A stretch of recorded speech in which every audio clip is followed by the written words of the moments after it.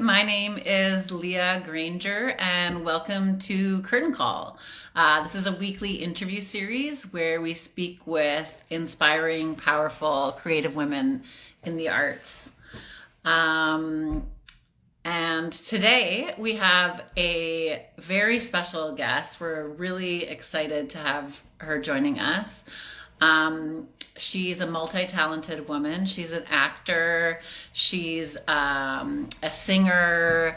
She does musical theater. She's toured the world with a bunch of different fabulous musical acts. Her name is, and she's joining us now from Toronto, I believe. We'll find out in just a second.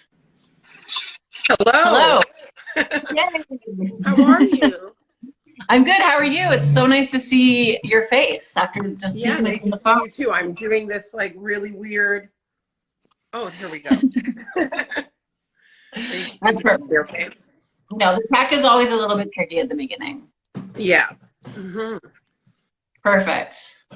Thank you so much for joining us today. We're really, really excited to have you here. I feel like there's too many different things to talk about with you. So maybe why don't we just like start at the beginning? I know that you're from that you were raised in Scarborough, Yeah. and I know that you found music early. Can you tell us a little bit about if there was maybe a moment when you sort of realized that this was something that you had in you? Yeah, I was always singing from a very young age, and I was always like making up characters and playing by myself a lot because my family, my brothers and sisters were significantly older than I was. So it was the youngest child, only child syndrome, where most Mhm. of them were out of the house by the time I had sense. So I was always making up characters and annoying everybody. Like, as my mom said, I was so hyper. I'm like the child that she's like, I need to find something for her to do. So originally, she put me into like a drama program at Earl Bales because we were living in North York at the time. And then I kind of loved that and fell in love with music and singing all the time and ended up singing opera, being a part of the Wow. Canadian Children's Opera Chorus and the Mendelssohn Youth Choir. So music has always been an integral part of my life. So Yeah. how old were you when you started singing opera? I was 12. Yeah. And what was that like for you? Like that's a very classical sort of formal style of singing. It is, but it gave me the rudimentary, like the basics of Mhm. choral singing, um, Yeah. breath control, learning how to collaborate with other people, learning to not look at a song right away and say, "Oh, I hate this song." So Yeah. it does teach you music appreciation because sometimes you'll hear something and go, "I don't like it," but you need to give Mhm. it time and give it the nurturing that it needs for it to be a beautiful thing. And some of the pieces that initially I was like, "Uh-oh," are some of the most beautiful pieces today. So yeah, I really appreciate having been through choral music and opera and then kind of merging into music theater. How did that happen? Like you had this like nice base with all of this sort of technical training. And how did you sort of like bridge the gap into musical theater, which is, this whole other world? Well, even as a child, I was always a part of plays. I played Rachel Lynde in Anne of Green Gables. It was like one of the only, mini productions outside of Prince Edward Island. So I was always doing music theater. But for some reason, like I remember Robert Cooper, who at the time was the conductor of the Toronto Mendelssohn Youth Choir, really wanted me to go to the opera school. And I just thought, that's not where I live. Like, I want Mhm. to be able to do something else, whether it's exploring the jazz, whether it's exploring, soul, R&B. I just wanted to be open to many different styles, Mhm. uh, instead of having, what I considered, because maybe it wasn't, but what I considered to be a rigid program. So I ended up It's nice going to that you theater. had him in your corner, though. That it's nice that he like was like, Oh yeah, you could he do was this, you know? always, yeah, he was amazing. I mean, I remember even when I started with the Mendelssohn Youth Choir and we were doing the Amazing Grace, and it was like the Mhm. Schmale version. Like that's not how I would do it. And then he let me just like go off and riff on it. And he's like, "Well, we're Right. not now. We have to find something for you to sing because, you know, always a great support." But Yeah, that's yeah, great. I went to the University of Windsor and they had the combined honors music theater. And I thought that's where I need to be. So yeah. And so there you were sort of like embracing this new, what was it like for you to move out of that and into something that's, you know, maybe a bit freer and maybe just a bit more, you know, you can have a really big personality in musical theater. Yeah. Um, I mean, it's not that you couldn't have a big personality in opera. It's just that it was, again, it was a, you know, one way. And also, like, even within the music theater program, a lot of the, like, we would do things that are called juries, where, you know, you would be, you know, adjudicated by your peers or by teachers. And we always had to do one aria. And then we could do like something that was freer. So that's what I kind of liked. I liked the ability to stretch a bit more. Yeah. But in terms of like who I am as a character, I'm already tall, like I'm super tall. And so I always How are knew you? I'm 6 feet. Because I'm 5'11" and a half, I'm but I say 6 feet. I'm 6'2". Are you really? Oh my goodness, we have to meet in person. I'm like, this is great. I Yeah, feel like people don't know what it's like to meet another tall woman when you're so tall. It's just the I best. know. I love it. That's so great. I'm sorry, my thing keeps. But I've always wondered, like, as an actor, like, to be so tall, like, it always just, to me, I was like, oh, like, I could never do that. Well, Right. it always seemed like something difficult to be a really tall woman. It is. And you know, I had to negotiate with, am I going to play sports or am I going to sing for a living? And I always loved singing because I was terrible at sports. And I have a whole family of like athletes, which is the whole deal of that is insane. But I know in what I do, a lot of the roles that I would be right for are going to be character roles. So I would never play the ingenue because chances are, Right. you know, the leading man is 5'2". So Exactly. Yeah, yeah, exactly. yeah. So and that was one of the challenges that when I first started to move into actually performing, there were a lot of shows that I wouldn't get just because my height was the differential between, you know, the cast and me. It was huge. And so a lot of people couldn't see past that aesthetic. Mhm. So there are times when, you know, you do have some struggles with the height, but for the most part, I feel like, you know, you go in there and you're professional and you're talented and you build relationships and you'll work. Yeah. Yeah. That's inspiring. Because I'm like, decided I wanted to be a flamenco dancer when I was like 20, and so like moved to Spain and was in these caves. Like the classes are in these caves where like I literally like couldn't put my hands above my head. Like I was like, this is not the one for me.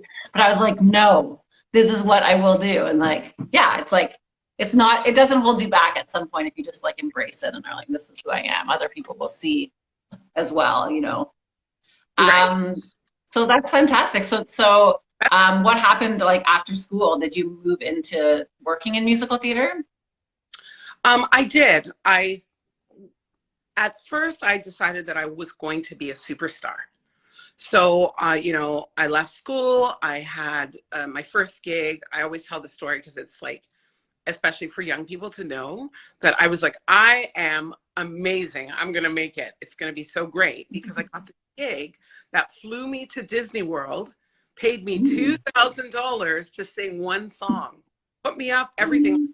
Like, I was like, whoa, like if this is my life, I'm going to be rich. And then no work for 9 months. So Really stretch that $2,000. right, but of course I was young. But the thing that Yeah. was I don't call it a hindrance because it's part of like my growth is that I had my daughter in university. So I didn't Mhm. have the luxury of just being like, well, I have to sit here for 9 months and do nothing. So I did, start working, working in insurance, working for Enbridge, working at the bank. But I, Mhm. every time I would get a call to do something creative, I would be like, I'm gone. And they're like, well, you can't do that. I'm like, yes, I can, because that's what I do, So at some point I Watch had to me. make a decision that I'm just going to go full time and not look back. And it served me well for the most part.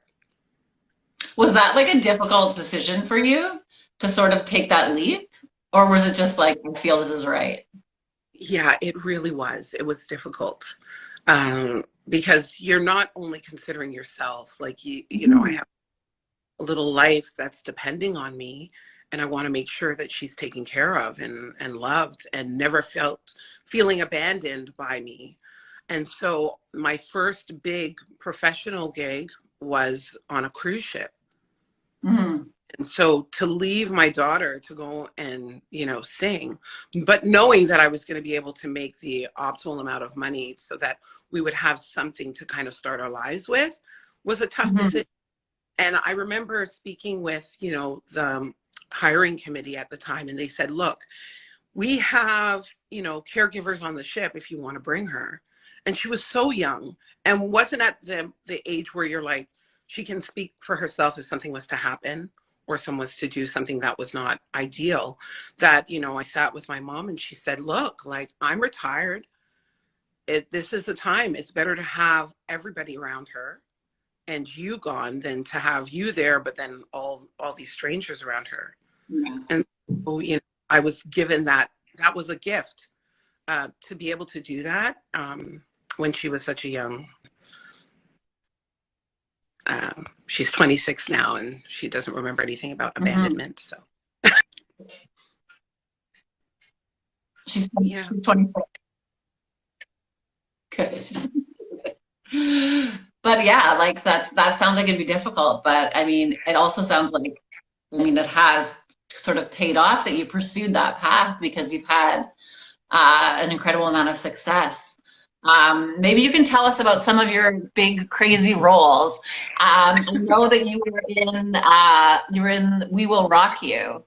yeah. Can you tell us a little bit about that? Because that sounds like an incredible experience. How did you get cast? Like, what was it like? Well, that was I always say that was a show of a lifetime. Um, because a lot of things worked. Not only the music, it was the cast. We're all still really great friends. Like we'll still check up on each other. It was one of those. It was in rare form where you get a cast like that just really loves and cares about each other. Um, it was amazing. I remember the first audition going in and thinking, oh, here is another audition. That's part of the work. You put the work in. And I remember Stephanie Gorin saying, she'd seen me for many things before and kind of was like, okay, thanks. It's like, you get a little concert with everybody that comes in. And I remember going to see her that first time and she looked up at me and she's like, hmm. And I'm like, that's the first time she'd ever done that. And she's like, could you sing this song as well? And I was like, sure. And so I did this song and she's like, hmm. And then the next call that I got was for the finals to go in to meet with Brian May and Roger Taylor of Queen. And it was Insane. insane. The director, Ben Elton, was in the room and he's like, we have a really hard decision to make and thank you for coming out. We appreciate it. And it sounded like, goodbye, you're done. And then the call was like, so am I speaking to Killer Queen? And I'm like, what are you talking about? So it was Oh my crazy. God. Just a That's world. wild. Yeah. Yeah. And so how long was the run? So it ran for a year at the Cannon Theater. I'm sorry if am I breaking up here or are you okay? A little bit, but it's mostly okay. Yeah. I might walk with you. Walk, walk, walk. Walk. Yeah. Let's see. Maybe that's better. Is that a bit better? Good. Yeah. No, So that's okay. we did 1 year at the Cannon Theater, and then we moved into the Panasonic. So the total of like 2.5 years. Yeah. Wow, that's incredible. It's like that's the thing about musical theater. It's like I think about a play. I'm like, oh, it's like a few weeks maybe, or like for dance, it's like 3 days. The idea that you'd be doing a show, like how many shows a week is it? Like 8 6 shows a or week. something? 8. 8 shows, 8 right? Because wow, But you it do was, like matinees. the thing that I love about the jukebox musical, as they're so often called, is that it's based on the music of, like, rock stars. And so they didn't do the song the same twice. So Right. you have a little bit of room to kind of make it your own. It didn't have to be necessarily, the notes on the page. So once you had the base of what the song was and the structure and the intention, then you could take it to heights. So there were days when, especially like a matinee, I'm like, maybe I'm not going to go for the high C. Maybe I'm just going to chill, So you had the ability, as long as you had the intention, then you could kind of have that freedom, which was always great. There's like room to play, I guess, once you're Yeah. so in. And then you must have developed like crazy relationships with all of the cast when you're just together in such an intense way doing something creative for so long. Yeah, it was fantastic. And, I sang at a couple weddings. My band would play at some of the cast members' weddings. They've had children since. One of the major ones has had a little one. And it's just like, for me, that's the best, to be able to be involved in the everyday life. And we don't talk all the time. That's kind of unrealistic in a lot of ways, because you do meet so many people, but that genuine love is there for every one of those cast members. One of our viewers who's probably, I think maybe somebody I'm not sure, EGBO Music says you always Yes, need to I have know. that. Oh, I see him. Yeah, no. Sometimes you need to take a break. It's like, who cares if it's a matinee? I see. So you've also acted for the screen. Is Yes. that correct? It Like doesn't look like you I know what I'm doing, because I can't seem to get this to work properly. But yes, I am. I've done some stuff on screen. Um, uh, I'm trying. I'm You're good. trying. Yeah, I was a part of Hannibal. So I that know. did 4 episodes, and I got a little sassy bit. And I was a part of a beautiful short called Promise Me.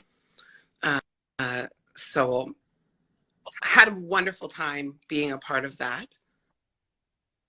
Sorry, I missed the last thing you said. Oh, I had a wonderful time being a part of that. Promise Okay. Me, it was short. And so it went around to many different film festivals, directed by Allison Duke. Yeah. What was So it called again? Promise Me. Promise Me. Mm-hmm. Can you tell me a little bit about your life as a singer? Because I know that you're involved in projects just as a musician. I mean, just Mm-hmm. as a singer as opposed to an actor outside of musical theater. Yeah. And you've like toured with many different bands. Are there any like particular highlights from that side of your career that you could share with us? Oh yeah, I have a lot of stories that I can't share, but We want to hear. of course those are the ones you want to hear, but those are the ones I can't share. I mean, I don't have to sign an NDA to know that that would be bad for business. I performed with Johnny Reed, who I love. He's one of the best people I've ever worked with in terms of just how he takes care of his team, and always make sure that, the backup singers are relaxed. I mean, we'd always get a little bit of wine before the show started, and Nice. that's not normal. Usually you get the alcohol after the show, but you'd always be like, come on, warm yourselves up. Nice. He's Scottish. And Corey Hart was like a really huge highlight of my life. We just did. 2019 was a very fun year because I had Corey Hart going on tour with him, and then Johnny Reed, and then everything kind of went. Right. But my favorite collaboration is with Digging Roots. I sing all over their new album, and they've been releasing all of their songs, and they're just so fun, warm, amazing, and it's a real family. So we actually went to Dubai to represent Canada at the World Expo in November. Interesting. Yeah, I've been following the expo. That's cool. Yeah, What was that yeah. like? You know, it was cool. It's surreal. Like I didn't get the ability to see Dubai in the way that maybe, you know, many people would, because we were working. We were at the expo pretty much every day. But my daughter was with me. She was able to come on the trip, and she went to Abu Dhabi, and she had the time of her life. And, you know, at the time she was 25. And it's like, this is the greatest. But for me, it was kind of like, it's about the work, and it was beautiful to look at and great weather. So. Yeah, I imagine. Yeah, I found out about it kind of after it had started and was like, should have applied for this. This looks so cool. Oh, yeah. Like, what there an are experience. Many people out there that are like, they went for the whole experience to volunteer. I think they got housing, but I'm like, ooh, that's a lot. And I think they feed them. So. But it's like, it's such a crazy thing, like the idea of an expo. Like to me, it harkens back to like there's like the big Paris one, or like there was a big one in Chicago in the 1800s. And I'm like, has there been one in the last 100 years? I guess there has. There's actually one, I think, in Vancouver when I was a kid. Yeah, there was one in Montreal, I think in the 70s or something. It is still a thing, I guess. It's just like, to me, it seems like super old fashioned, but it's cool. Speaking of Vancouver, here your one of your next projects is out west. Yeah, so for those who are seeing this for the first time and hearing it, I haven't announced it yet, but I am going to Vancouver to the Arts Club to do the kink in my hair. So I'm really excited about that. And I was, as I say, cautiously optimistic because of the lockdowns and the way that theater has been going over the last year. It's been pretty trying. And so I'm so elated with the way that many of the theater companies have come together and found new ways to get people working, to get people creative, even offering from scholarships to grants, bursaries, just to make sure that people are living. So, you know, kudos to all of those theater companies that have been doing that. I mean, like even this little interview series is like part of our whole company was created during the pandemic, basically to like for musicians and stuff to create some way for people to perform and keep connecting with audiences, because it was, of course, it was crazy. There was like suddenly no work and so no creative outlet at all.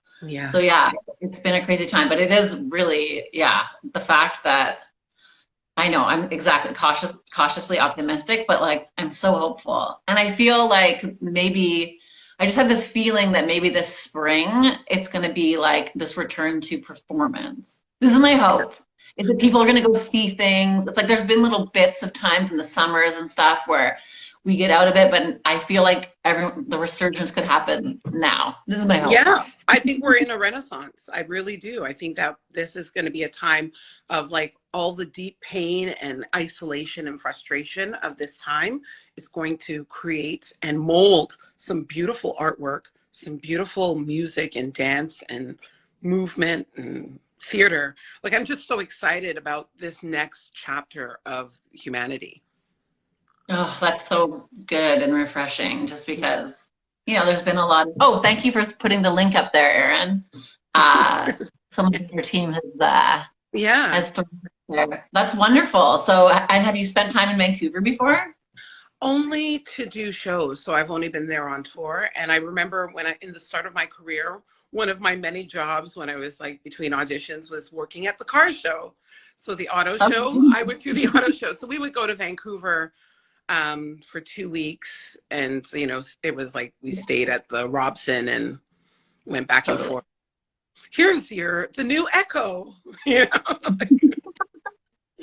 I know, it's crazy, like all the like as an artist, as a Canadian artist, it's just like you often have to have your hands in so many different projects at one time to sort of keep it going. Were there ever any times in your career, once you had like decided to commit full time, where you were like, this is like where it was difficult and you were like unsure if you could continue, or was it kind of like a steady ball rolling like once you had committed? I have to say that I feel incredibly blessed because it has been a steady ball rolling. And unfortunately, like there was a time when I had some vocal issues and I had to have surgery. Mhm. And so I was away Wow. for a year. And that was hard. That was the first time that I was like, maybe I need to do something else. But Yeah, then I that came is back and amazing. it seemed like my career went into another trajectory. That's when I was a part of Soul Pepper and traveling to Mhm. New York. And so like things just started to happen.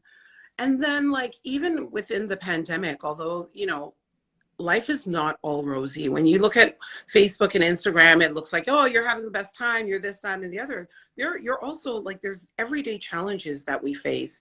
And there's a lot of depression in our community, Yeah. especially when you're giving a lot of energy. And so all that energy gets released and it's not getting recouped. So for the first time when the pandemic hit, a lot of people were actually relieved. It was like, you mean I don't have to do 8 shows? You mean I can take a break? You mean and the show doesn't have to go on? But then as it started to creep into, you know, weeks to months, then that's when, you know, of course the panic sets in. And you learn, I'm learning new skills, learning how to self-tape and learning how to put vocals on a recording that I have to Mhm. send out. I mean, I'm not an engineer, I but know, but now, everyone had to become one. right. It's like everybody had to become a technician and like a camera person and like yeah, I was like everybody was get to learn all the tech skills that like somebody else had been doing for the last, however many years. Absolutely. That's why I like to make it wonky like this so that people know that I'm still trying. And that you really appreciate the technician. You're like, they are needed. Yeah, right. It's like really like, yeah, that whole side of things. And like just all the zooming and all of that is, yeah, it's really difficult. It's like a weird, this is as wonderful as it is to be able to connect. It's like I think everyone's looking forward to like seeing some shows live and in person and just like Absolutely. meeting new people face to face. Yeah. But I do, yeah, as you said, it's like during the pandemic, it really was a time where a lot of people like acquired new skills and like maybe were contemplative and like changed sort of what they were doing with their lives, which is cool. Absolutely. But now Well, it's I was maybe not. also fortunate to kind of move out of like I started doing animation in like 2018. So that Mhm. also is like new for me where, you know, I'm doing a lot of more voiceover and Yes, tell us about the video games. I saw You're you the first posted the video person. today. I'm like, that's so funny. It's so cute. Um, I I was approached by Jeremy Darby to um, do a character voice for Cuphead. And I met with Christopher Madigan, who is the composer of all the music for the Cuphead music, for the Cuphead video game. And so we were just trying different voices. And, you know, he's like, I really like this. And I kind of want a Cab Calloway feel. And I was like, all right, well, here it is. And so it hit and he loved it. And then it just kind of took off from there. And I feel incredibly blessed to be a part of this little video game that, you know, it's a Canadian success story. So I have a it's really, question. I'm just curious. We've never spoken with anyone that does this kind of work. So, Mhm. like, if you're voicing somebody in a video game, because there's like many different options and games are so long, like, is it like a really long script? Like, does it take a long time to voice, or is it like, are you just doing little bits and pieces?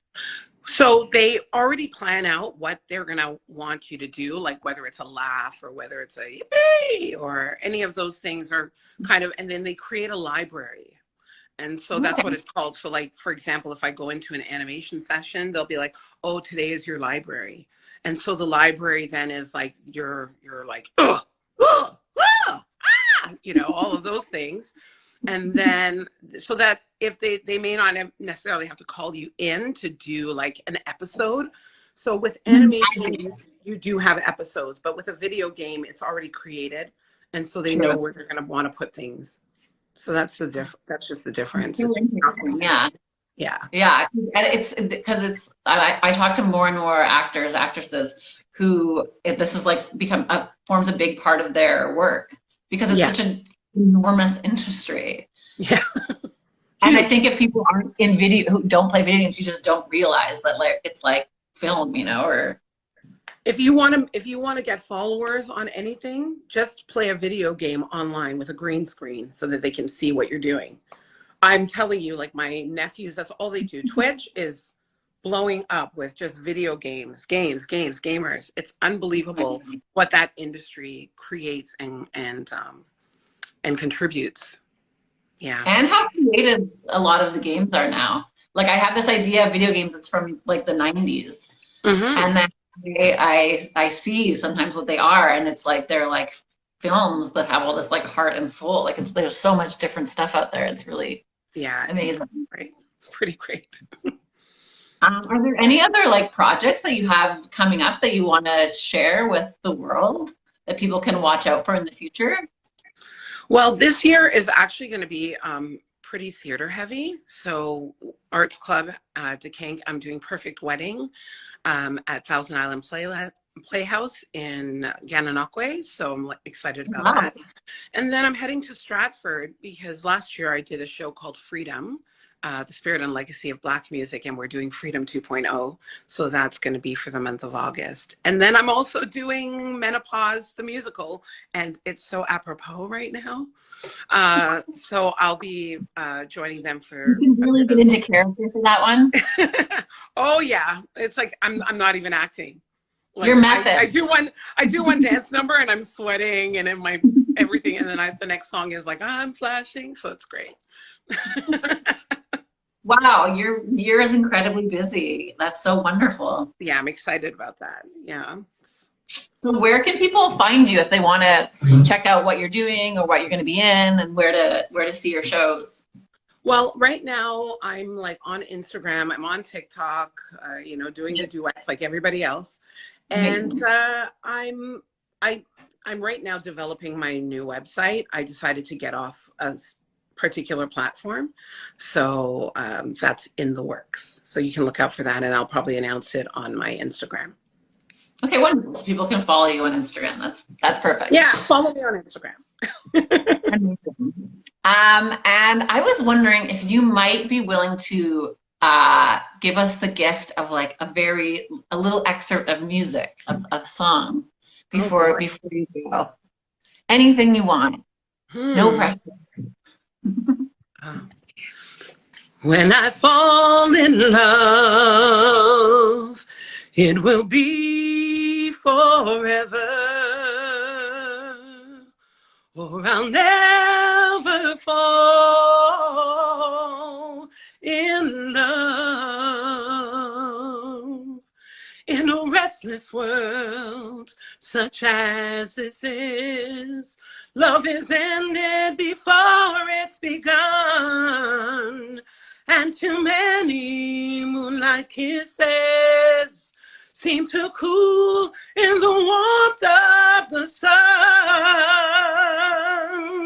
When I give my heart, Damien, it will be completely, or I'll never, ever, ever give my heart. And the moment I can feel that you feel that way too is when I fall in love with you.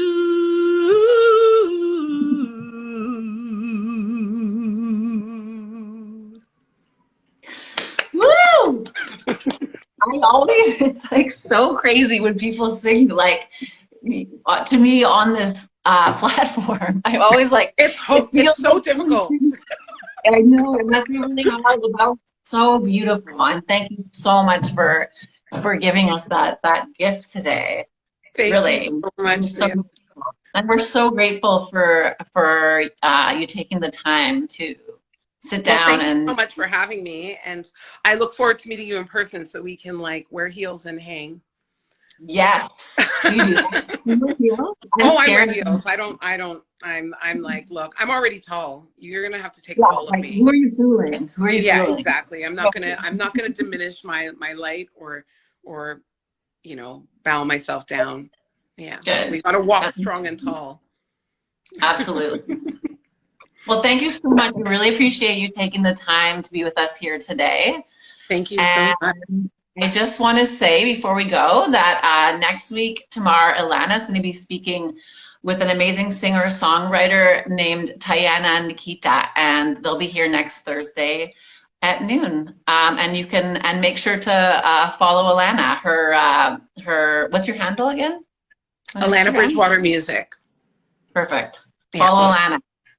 And we'll be back next week with Curtain Call. You can follow us at Fab Collab Live. Thanks so much, Alana. Thank you so much. Have a wonderful rest of the day. Have a wonderful day. Bye. All right. Bye.